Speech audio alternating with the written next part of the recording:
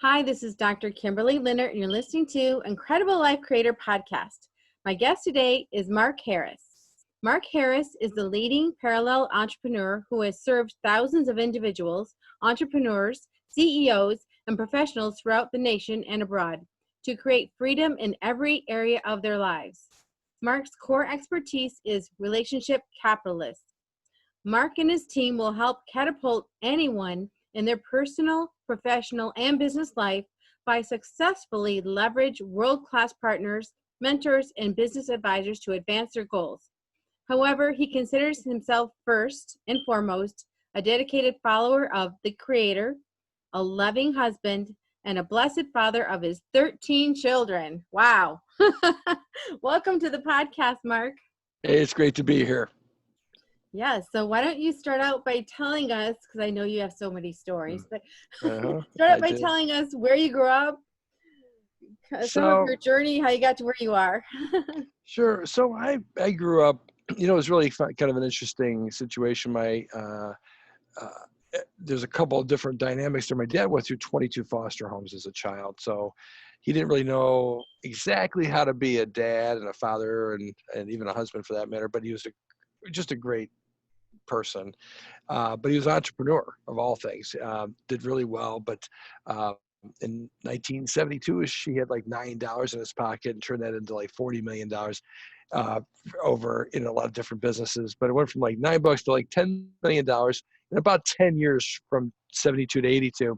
And he created about 55 different companies during that time. So I'm like, 7, 8 years old, 6, 7, 8. Literally being involved with all of those different companies, seeing what worked and what didn't work. And I saw him going through struggles and trying to make things happen, and tons of restaurants. I ended up as a teenager, I was managing restaurants. 3 of them. I'd come home from school. I wasn't even home. I'd come to one of the restaurants. I'd manage that until it closed. Then I would close another one, and then I'd walk over to the other third restaurant we had, which is open 24 hours a day. And it was just kind of a crazy situation. So I was really into entrepreneurial activities. I liked business. I liked coming up with new ideas. Coming from Ohio, Thomas Edison grew up nearby where I did, and it was really exciting and fun. So I got into inventions. Eventually, creating patents in 25 countries and doing all kinds of fun things like that. But so it's an interesting dynamic what happened there in my life. But I grew up basically in entrepreneurial stuff, and had a paper out at 8 years old. Sold more new subscriptions than any other person in the area. They had one of the top 10 cities in the United States. So it was kind of fun. I kind of got into that whole thing in life, and eventually became a workaholic.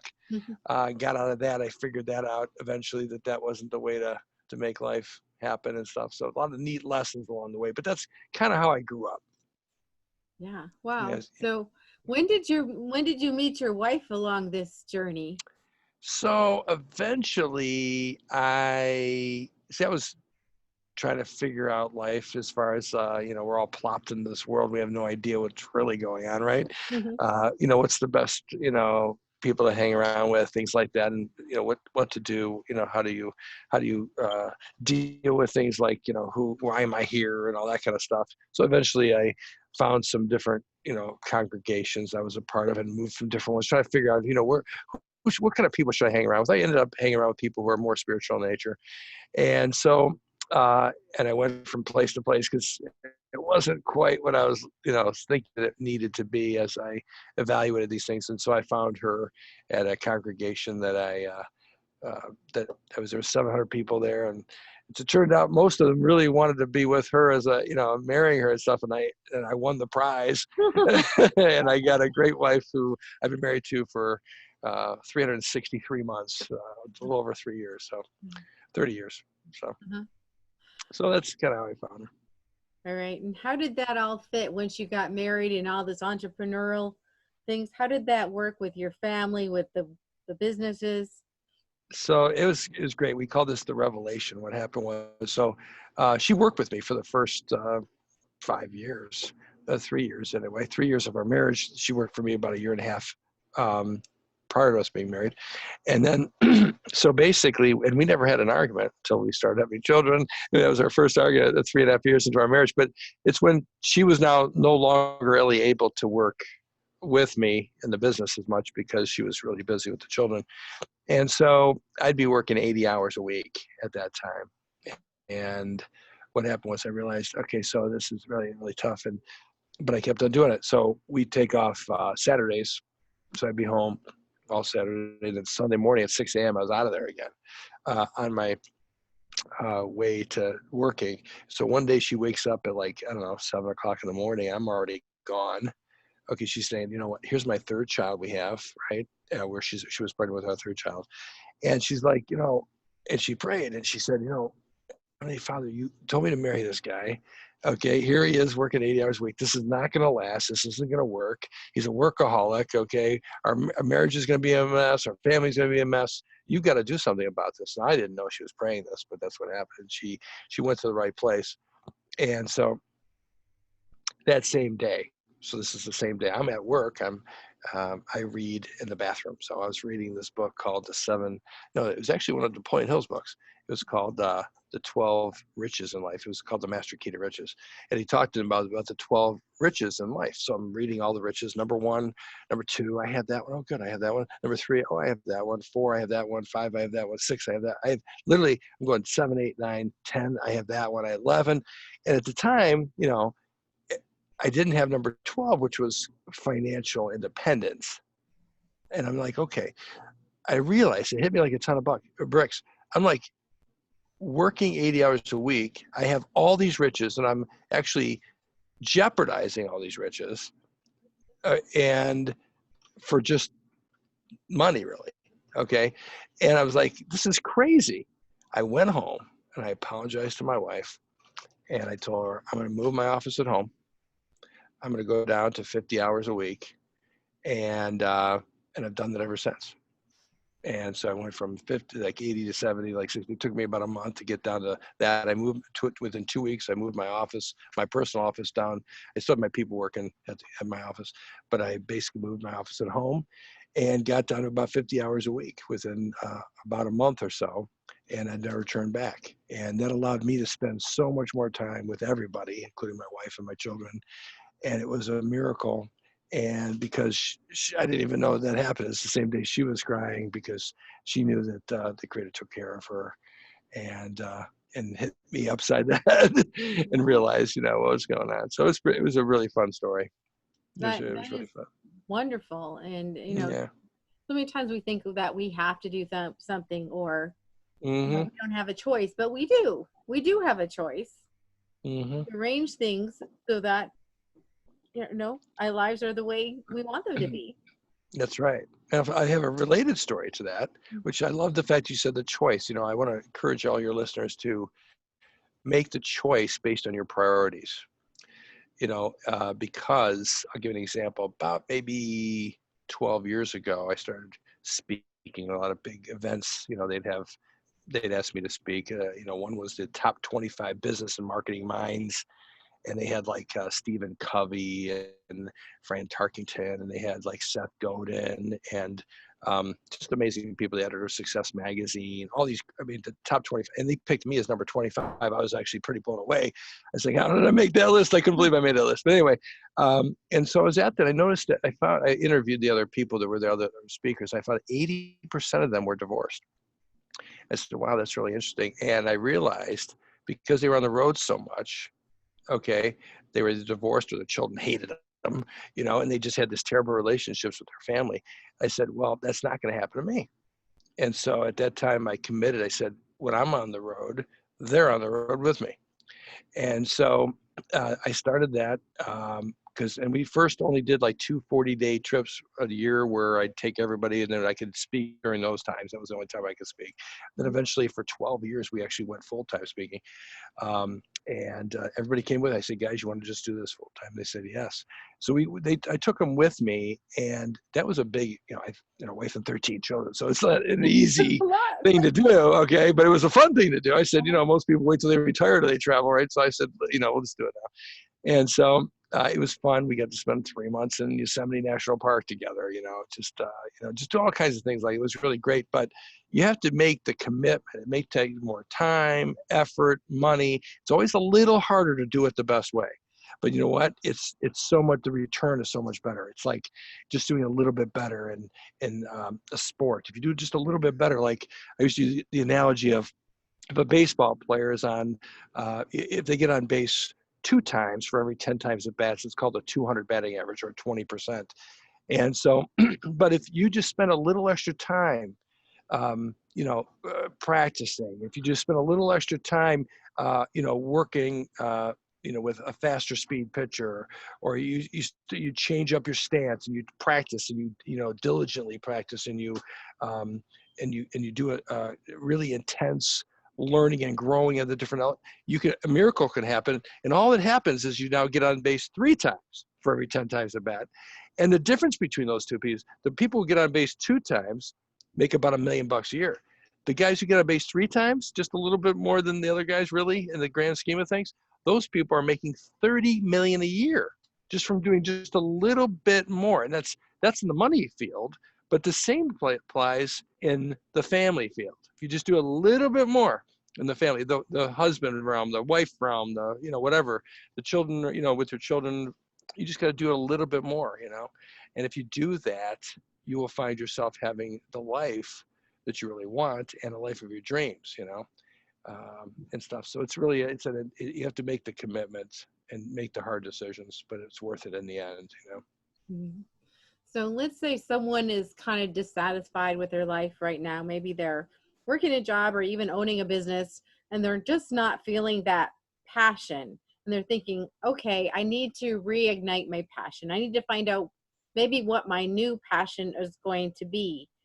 And, I've heard, do what you love and the money will follow, but I don't believe that. I think there's got to be, you have to do something where you can actually create value or make something for money. So what do you think about that? How would people find their passion? Well, it's really funny. So funny you should ask that, because one of my close strategic partners, Ben Gay III, which I think you had on your show recently, great man. I just love this man. He's a great guy. But we created a special master class, and one of them was called the 7 Strategies to Never Use. And then what happened was, we found, and it's funny because the first one was about passion, and the mistake that people make is they think their passion should be everybody else's passion too. So as an example, I'll give you an example. I'll first start it with, I'll just start with this. So Thomas Edison, okay, most successful inventor of all time, 1,200 patents. Nobody else has come close. And, he changed our world. I mean, from the light bulb, he not only created the light bulb, he created the light socket, light wiring systems, and light switches, and fuse boxes, and manhole covers, and whole electric power distribution system of our planet. Amazing. 200 inventions just in, from the light bulb back to the power station. So he did a lot of those things, and his passion was electricity. When he first started, he was a telegraph operator, did a lot of electricity stuff. Passion was electricity. That was a good thing.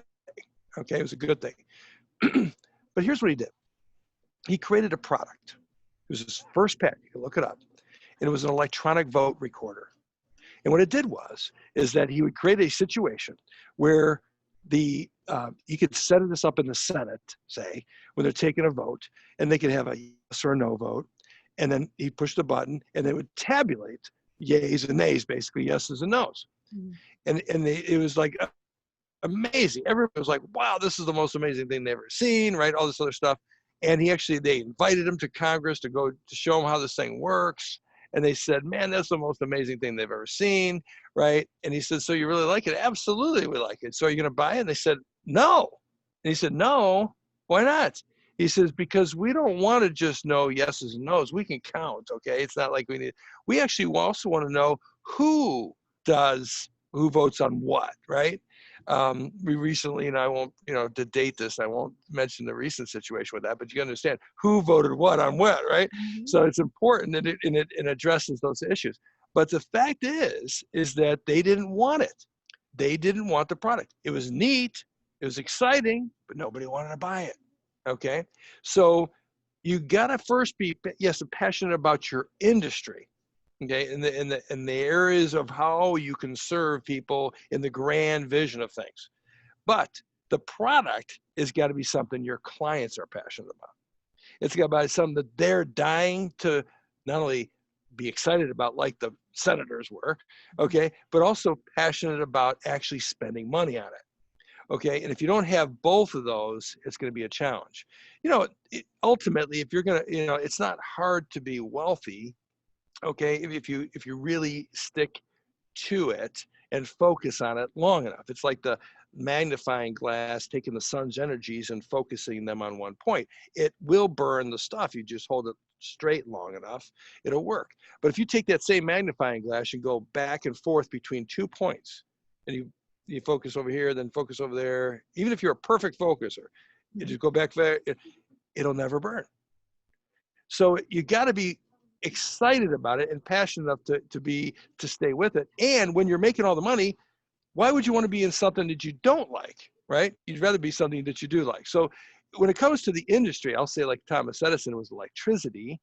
Okay, he eventually created, the phonograph industry, the motion picture industry, all these different amazing things. They were mostly related to the electricity. He even created electronics as we know it. We never knew what to do with it, but he did create electronics. He called it the Edison effect. But regardless of that, be excited and passionate about the realm of service that you can give to the world, how you can change people's lives. I like to call it, well, for a long time, for 10 years, I taught thought leadership. Because I really thought it made a lot of difference. Most people don't want to be thought leaders, but it's important that they understand thought leadership. And that is about these ideas. Use your mind, like in Think and Grow Rich, it's about thinking, right? It's about using your mind. And your mind is there to create these ideas. And these ideas can change the world, right? And our job, it can change it can change a person, it can change their life, it can change an industry, it can change a family, it can change a community, it can change the whole world. But it's really a tragedy if people don't lead it into the world, right? It's about, and Ben and I call it as an example, a winning horse, right? It's called the winning horse. And in other words, what winning horse are you going to choose that you're going to be, yes, passionate about, but more importantly, that the product offering has to be something that the marketplace is not only passionate about, but they'll buy and all that. You got to get all that kind of right, because eventually you'll be making tons of money. And what's going to be important is, now are you in something that you really love, or are you in something you hate? And so you got to get a combination of those things going. So I don't know if that was helpful or not, but that's how I look at it. Yeah, that's very helpful. And let's say someone has an idea, because, we get real excited about our ideas. We think it's going to change the world. And then we go share it with some people and they're like, what? So how do you know if something is worth chasing? Okay, so I'll just tell you a little secret. It's one of the most amazing shortcuts you'll ever have. And that is simply sell it to somebody. Now, at that point, and no matter how good you are, you're not going to sell it, 80% closing ratio on the first 10 tries, right?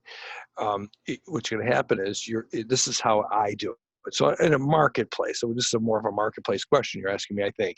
Mm-hmm. So as an example, what I do, this is what I've been teaching for 20 some years, is that you basically come up with what you think is your first offering that you think people will love and buy. Okay. Then you ask them to buy it. And then what happens is they either say yes or no. And you try the best you can to just get them to say yes or whatever. Even if you're a lousy salesperson, you don't even look at yourself as a salesperson, you're just offering them an offer. So then what you do is you say, you know what, thank you so much for your time. I really appreciate it. But could you do me one favor before, I leave?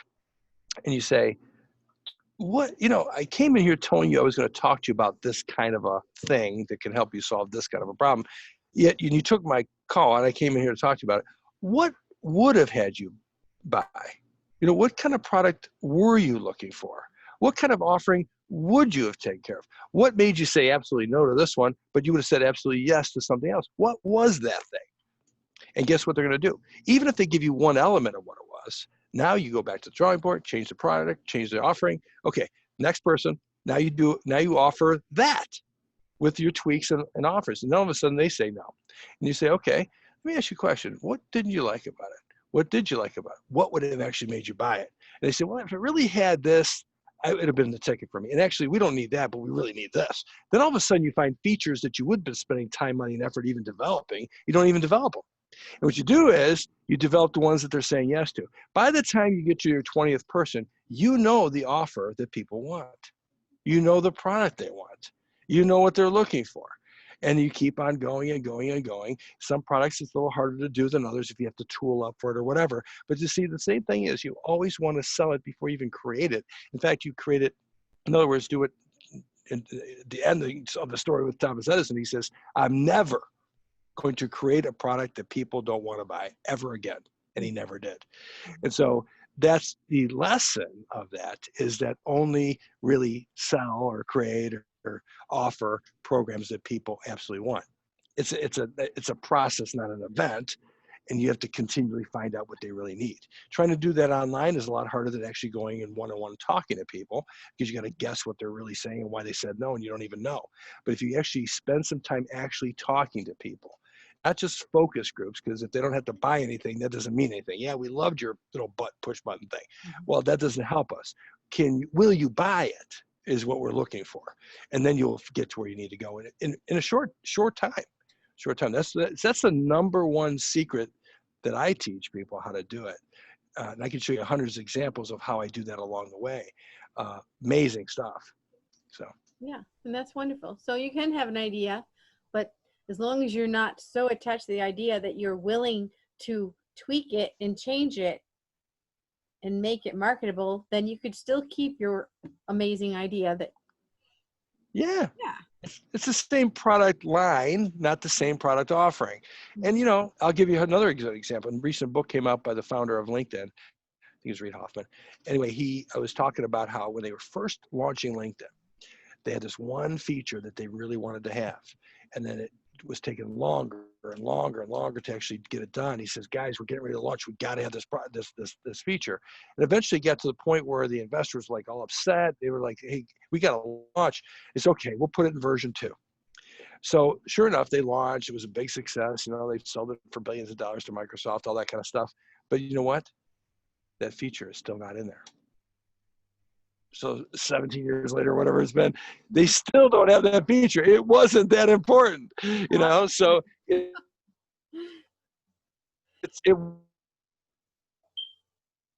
so hopefully that helps with that situation. Yeah. So I know that you are a student of Napoleon Hill, and mentorships and masterminds are very important. Why don't you talk about that? Well, when it comes to more about Dr. Hill and what I learned there, or more about the power of masterminds and mentorships and things like that, would that be more helpful maybe?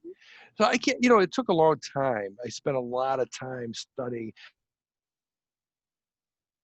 I was mentored by Jim Rohn for a while and other people. And I've always looked to older people who are very experienced in what they did, and they became my mentors. Okay. Sometimes virtually through a book, but that's not really mentorship. It's just it's a teaching that you're kind of jumpstarting your learning, because, they went through 20 years of pain to learn how to do something, and you don't have to do that anymore. You can just simply spend 6 hours and get up to speed, a short period of time.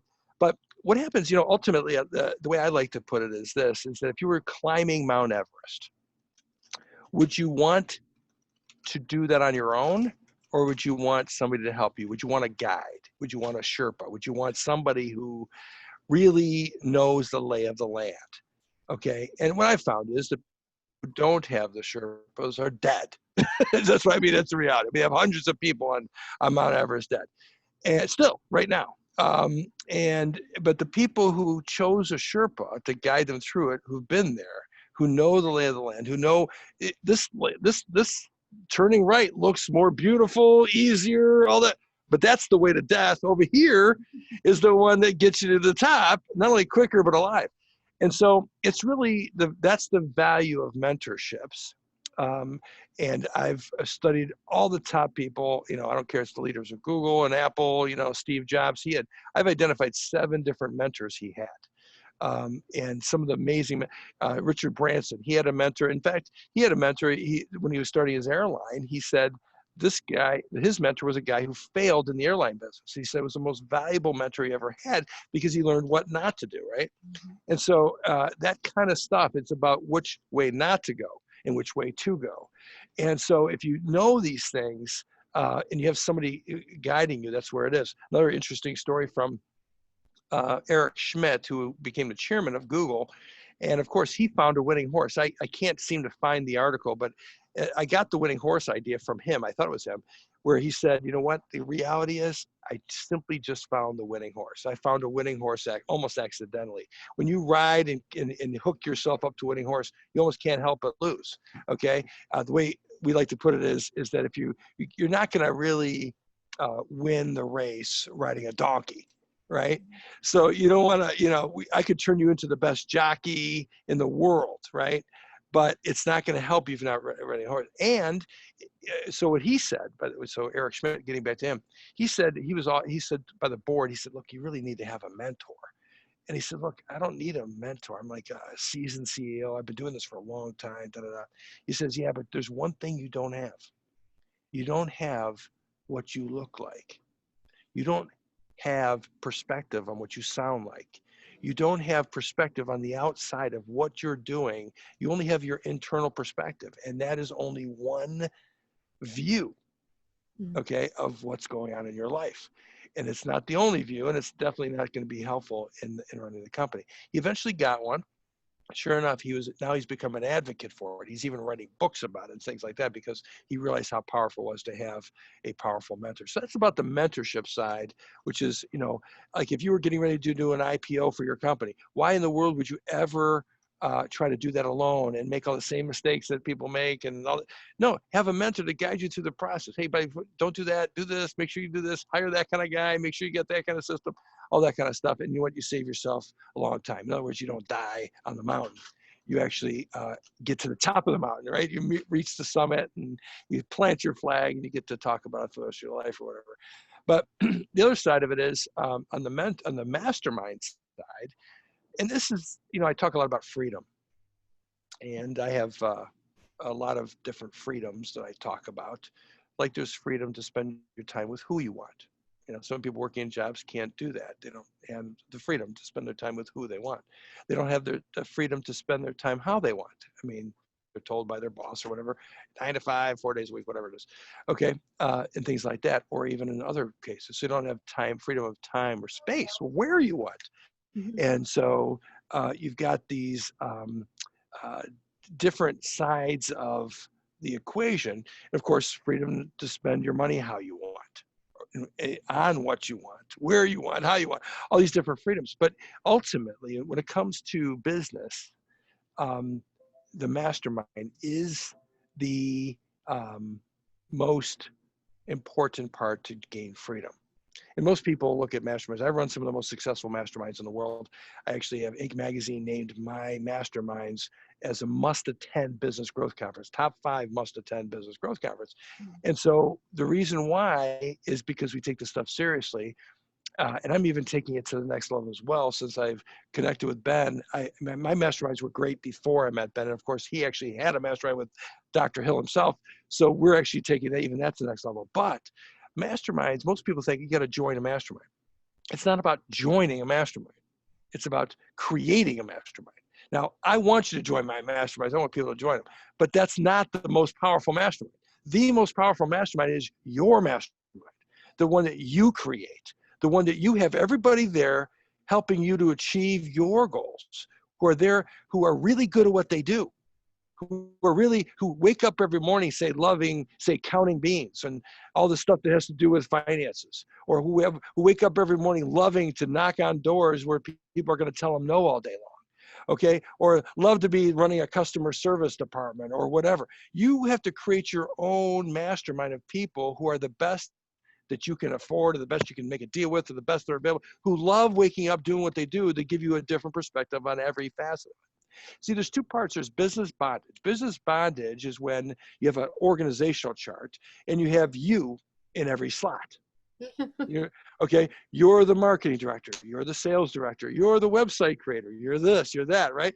You're the finance manager. You're the CFO. Right. You're all these things. That is bondage. Okay. But business freedom is when you have the best person in every slot doing it for you, and eventually you get the best people in every slot, which means you don't have to do anything really, except make sure the best people are in the right slots. And so, and that's freedom, because that's the only way to grow a company or an organization, enterprise, whatever, to a freedom place where not only you get to do what you want, where you want, you can make all the money you want, okay, and you can actually do some amazing things and create some amazing things in life. You know, I think it was Rockefeller who said, you know, I'd rather have 1% of 100 people's efforts than 100% of my own. Okay, that's the same kind of thing going. Now, the good news, you could probably make 10% of everybody else's efforts.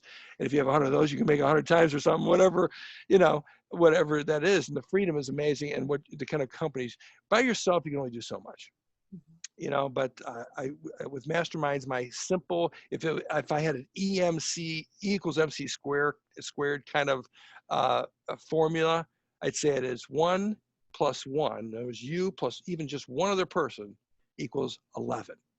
1 plus 1 equals 11, right? You may have heard that.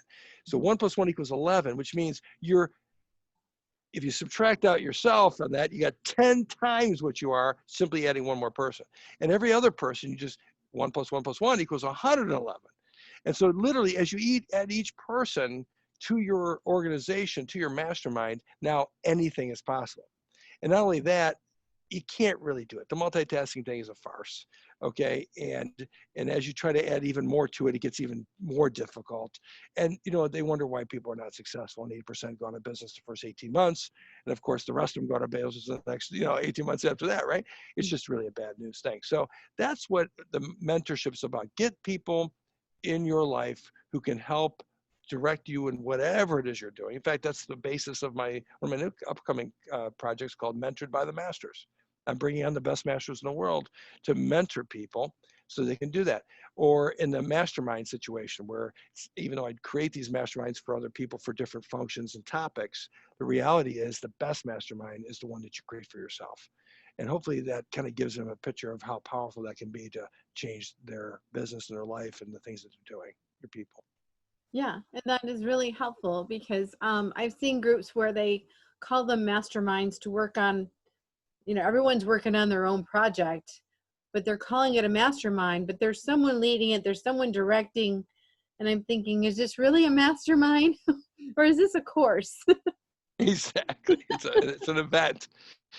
And if they ask you for money, okay, in the middle of it, then it's definitely something different than no, but you get the idea. I mean, there's nothing wrong with, actually, you should pay people involved in your mastermind that you developed anyway, but you've made that or a compensation agreement with them and you make a really good deal for them. It's got to be win-win-win, Exactly. So why don't you talk about what you're doing with Ben Gay, the project Sure. you guys are working on? I would love it. Well, Ben is one of the most amazing people in the world. Him and I actually came the last 50 years of our lives, okay, which he's a lot older than I, he's 20 some years older than I am, but we both had a success track through Dr. Napoleon Hill's work. And I did it for more of an academic because I wasn't able to meet him or work with him directly. But what happened was Dr. Hill, created the most success book of the last 3 years, Think and Grow Rich.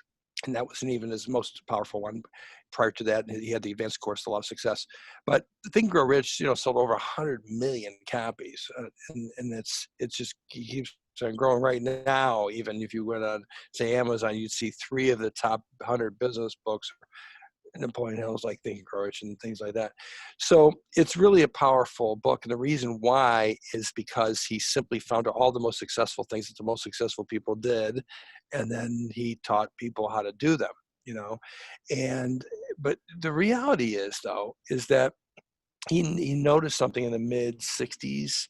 He realized that, what, there's something missing here. I don't know if you know the story of Dr. Hill, but simply put, he was mentored by Andrew Carnegie. Okay, Andrew Carnegie was the richest man in the world, And by some standards, he was tied for first place with the most richest man ever in American history, with Rockefeller, $400 billion in today's terms, like triple what like Bill Gates and people like Jeff Bezos are. And so, and he did that, and he said, but then he wanted to give away his money, and he built 2,500 libraries, he built the Peace Palace in The Hague in the Netherlands. He did all these great things. But one of the things he said was, it's really a tragedy. Here he was, a guy, comes from Scotland as a child, broke, nothing, no money, and becomes the richest man in the world. Okay, he said it's really a tragedy that so many Americans are not in the same place, where they're not independently wealthy. He says, I want to leave a legacy for them to learn about how to become a success. So he brought Dr. Hill into his office. I won't bore you with the story right now because it won't bore you, but it's the most amazing story in the world, but I'll tell you some other time. If it comes up today, that's fine. But what happened was, he mentored him. He said, look, I want you to go out there, and I'm going to introduce you to the Fords, the Edisons, the Rockefellers, all these greatest people, captains of industry, who started with nothing and who made it to literally change society as we know it, made the most successful companies of all time. And I want you to study hundreds of these people, and I want you to document, spend as much time as necessary to put it in a book so we can share it with the world. Okay, so he did this. That's what we have Think and Grow Rich. Is eventually, first was the law of success, but he launched it during the Great Depression, basically, right before it. And then he created a smaller version that was 1,200 pages. People don't read 1,200-page books. And then so he created a 300-page book, The Think and Grow Rich, and it was become the most successful book. But then he realized something big. One of the most important success lessons that he ever learned, he really never shared with anybody. And I'll share it with you right now. It's kind of fun. It's a couple combined together.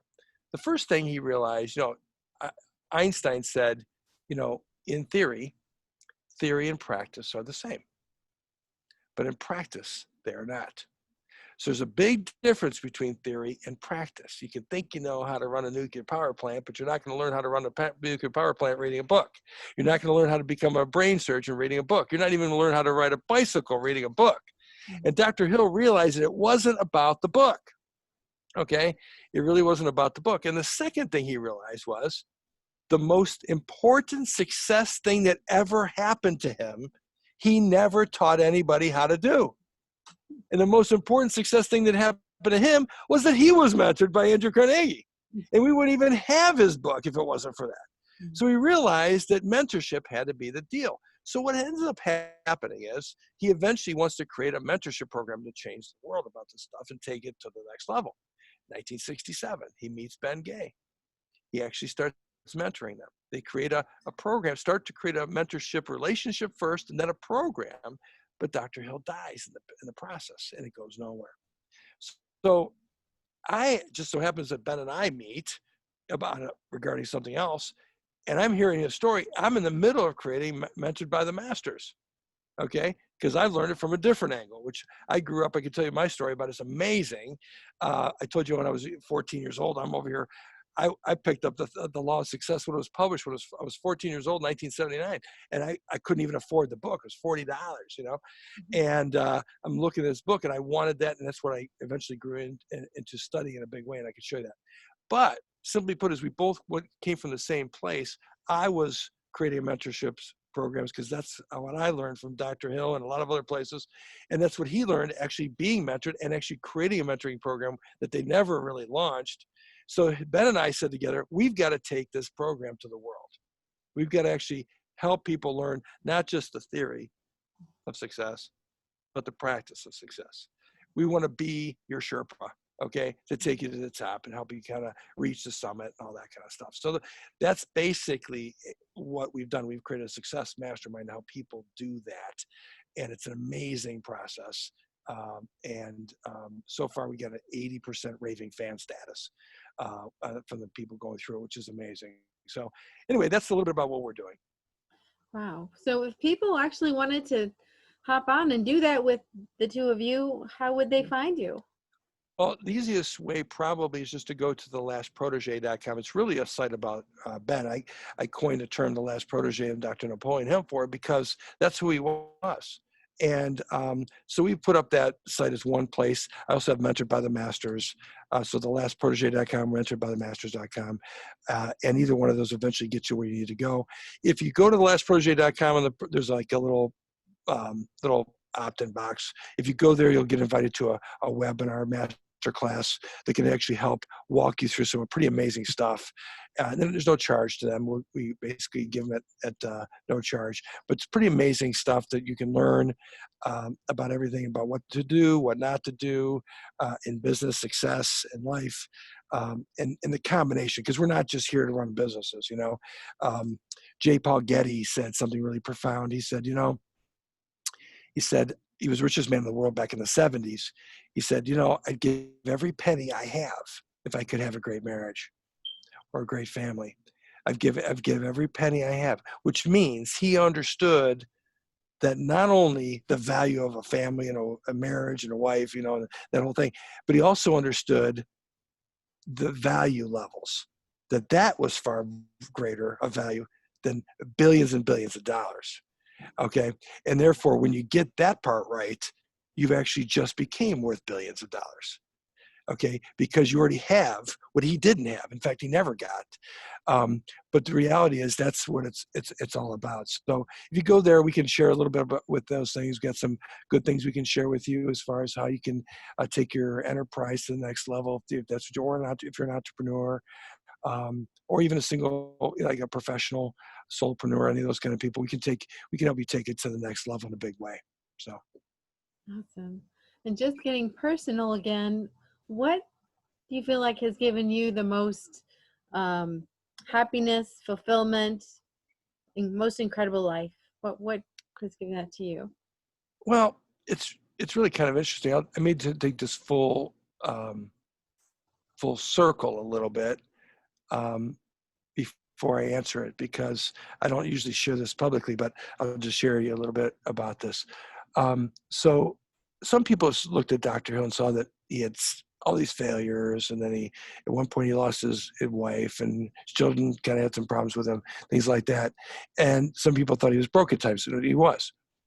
But the reality is that in the middle of his life, I could tell that he left his understanding and his relationship with the Creator. And that's what I felt. I was just reading his books. I could see at the beginning, he's talking a lot about the things that really mattered. And over here, he's like got all that weird stuff. And then, and so I asked Ben, I said, Ben, let me ask you, was he like an atheist? What was he? Was he an agnostic? Did he, and he goes, well, he was a believer. He became like an atheist or an agnostic. And then he basically lost his wife, lost his business, lost his money, lost his children, lost everything. And at the end of his life, he went back to the Creator. And then he was making, just with Ben, he made $300,000. In today's dollars, he's making $300,000 a year being mentoring Ben. He was doing fantastic. He got a great wife. He had a lot of great things in his life because of that. So to answer the question, it's the same thing I learned, which is when you basically forget the Creator, you might as well forget success. Definitely in the long run, but even in the short run. And when you remember Him and you do that, you'll find success. So that's the first thing that I found is the best thing in my life was that. The second thing I found was family. I found a great wife found me, whatever you want to, however that really worked out and how the Creator helped that all come together.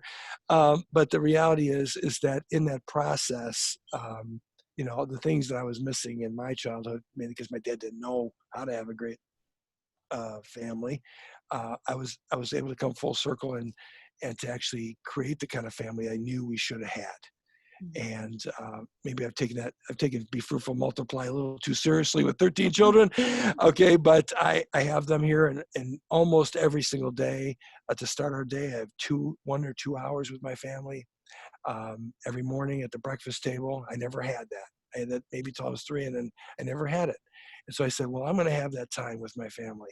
I'm going to have that time where we talk about the things that really matter. I'm going to teach them. I'm going to listen to them. I'm going to figure out things out and share things with them and so forth. And that's what I really live for. That's my favorite time, to spend time with my family. I got other obligations too, but the reality is I spend a whole almost a full day at date day and date night with my wife every Wednesday or Tuesday. It's either Tuesday or Wednesday, depending on what's going on. We spend almost a whole day together because that will work. You start one day a month, and then we added a date night per week, and then we added. Well, we also have business to talk about. We have like nonprofit things we do as well and stuff. So we would spend time during the day talking and more the personal stuff at night and just spend time together.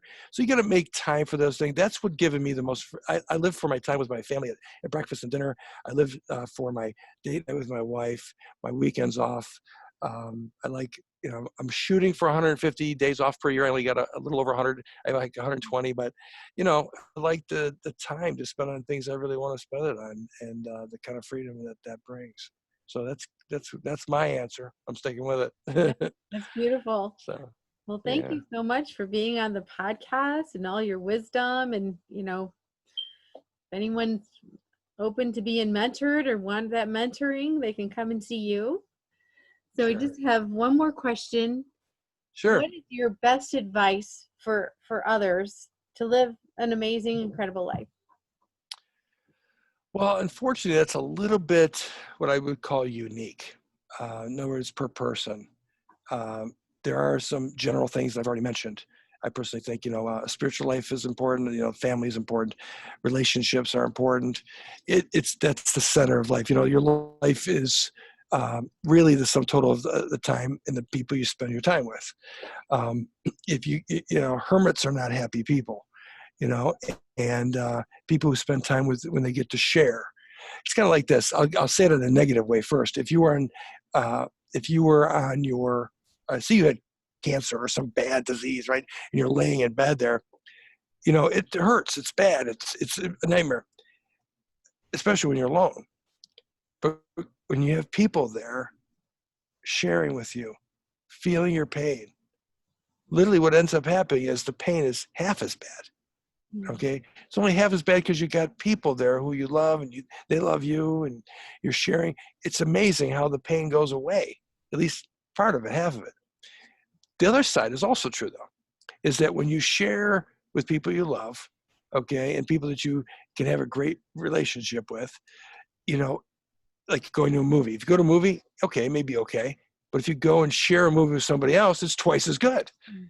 Okay. Why would you want to do it by yourself, right? It's so much better to share. So it's really about the relationships in life that make life twice as good. It's relationship with your creator, relationship with your spouse, relationship with your children, maybe your parents, relationship with people who are close to you, your friends and loved ones and people that you really get to know and spend time with. And your job is to, when they're down, you're down with them and you take half the load. Mhm. And it doesn't even, they're not really heavy because they're your brother or sister, And the other side is also good where when you're having a great time, you get to share in the rejoicing and the happiness and the life, and it's twice as good. It's kind of like, um, with ideas. I can have an idea, share it with you. Now we both have a good idea, right? If I have something that can change your life, it's changing my life. I share it with you. Now we both can change our life, and it doesn't cost me anything like money. I mean, if I have $1 and I give it to you, I lost $1, you get $1. But with ideas, it can be something that can really be fantastic.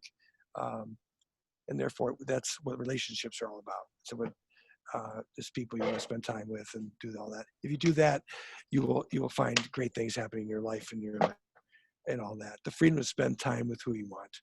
And sometimes you got to take people along that you didn't really exactly have the best of things because they're family or whatever. But sometimes that's our payment in life in order to be able to spend time with who we want to. So that's my answer. Well, thank you. I love that answer. All And right. thank you for being on the podcast today. And we'll talk to you again soon. You bet. Well, thank you so much. It's my pleasure being here. And you guys take care and have a blessed one.